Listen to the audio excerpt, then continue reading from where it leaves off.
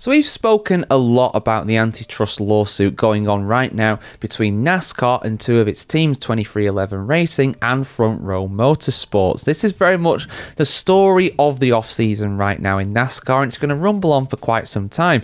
As I record this on December 1st, this lawsuit is now getting underway in court. In fact, at the time I'm recording this, it's probably just started. It's got a long way still to go though in Charlotte, North Carolina, and we're going to have a lot of things come out in the press when it comes to news and updates on this, and I'll bring you any kind of major updates here on the channel as always, guys. You know how we do here. But what is actually going to happen here? I'm just going to talk about what happens if the two teams that are suing NASCAR are successful here. What if 23XI and FRM are successful? What actually changes? Now, I've seen this floated around in the comment sections on our videos quite a bit, of a lot of people saying that, well, nothing's really going to change. It's just going to fatten the pockets of the likes of Denny Hamlin and Michael Jordan. That's all it's going to do. NASCAR is not going to be a better sport because of it. It's got bigger problems than it needs to deal with, and I'm a bit sympathetic to that point of view. I understand where that's coming from. There's definitely bigger problems right now in NASCAR than this lawsuit for sure, but this is still significant and it's still worth talking about. So what happens if these two teams are successful when it comes to NASCAR's lawsuit here? Let's have a look. So in the most literal sense, when it comes to determining this, if they are successful, 23XI and FR, the jury on this case will determine any kind of monetary damages, i.e. how much is going to be paid out to them in this lawsuit. But based upon that, the judge may decide to increase that amount. How much that amount will be, again, it totally depends on how the case goes. Usually when they sue for X amount, they usually get a smaller amount of that. But given the numbers that are being thrown around in this case, that is still going to be a significant amount of money.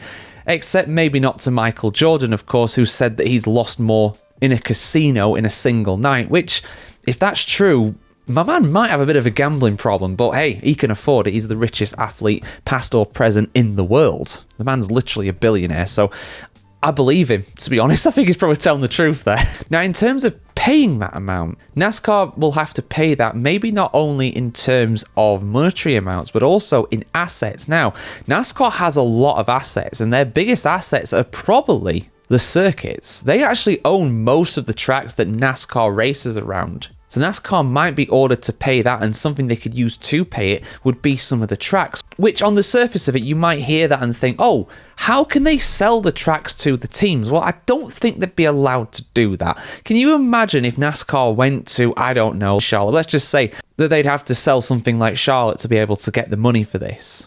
They wouldn't be able to sell it to 23XI because could you imagine the conflict of interest that would arise if they end up selling the tracks to a team? I don't think that would go through. Someone else would obviously have to buy them, another different investor, and that would have to take place over a certain period of time. That would take a long time to kind of iron out and everything, but given the fact that this has taken almost a year, over a year in fact, to get to court in the first place, you know, time is something that they very much do have. These things do take time. In terms of the sporting changes for NASCAR itself, the charter system could be abolished entirely. I mean, that's what this is all about at the end of the day. That would probably be the biggest change, really. Even things like the next-gen concept car and stuff like that's being talked about, and no exclusivity clauses as well. The judge has a lot of power, if 23XI and FRM are successful here, to be able to deal some pretty big blows to NASCAR.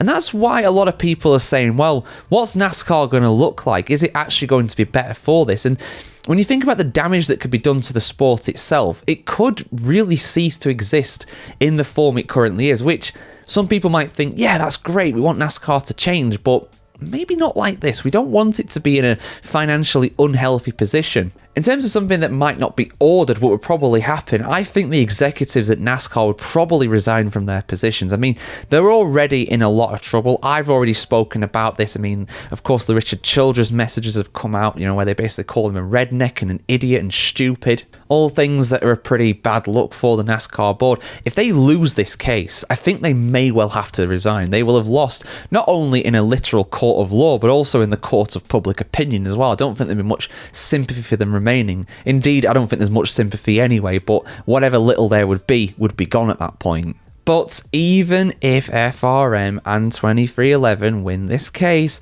it can be appealed. It could be appealed and go all the way to the Supreme Court in theory, right?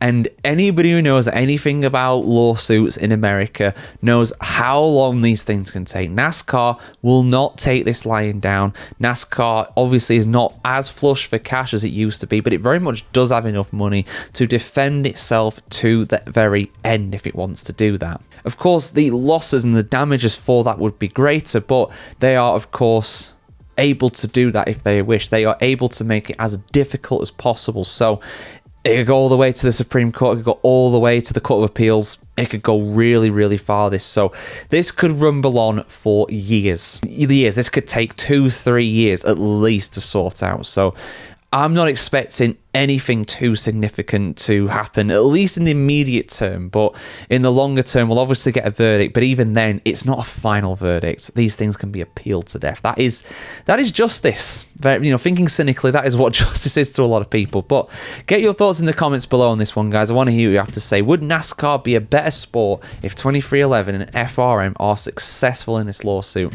Thoughts in the comments below. Like, share, comment, subscribe as always, guys. See you soon for much more content on the world of motorsports and NASCAR just like this.